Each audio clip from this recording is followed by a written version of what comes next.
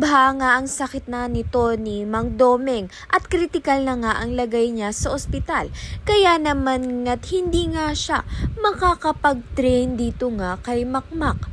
Subalit patuloy pa rin nga ang boxing career nga nito ni Makmak. Sa panibagong ang pagsubok na kanyang haharapin, pinilit nga ni Kaloy si Alex na ituloy nga ang laban ni Makmak sa kabila ng kritikal na kondisyon nito ni Mang Domeng. Dahil dito, mapipilitan nga itong si Alex na makahanap nga ng bagong trainer nga nito ni Makmak.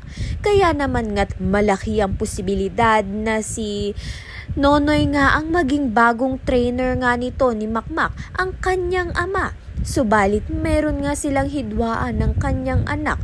Malalaman nga natin kung papayag nga ba itong si Makmak. Sa kabilang banda naman nga, lalo ngang pag-iigniti ni Kaloy ang kanyang paghiganti at hindi nga siya titigil hanggat hindi nga niya napapabagsak itong si Nonoy at si Makmak. Kaya naman nga't yan at iba pa ang dapat nating pakaabangan. Maraming salamat sa iyong panunood.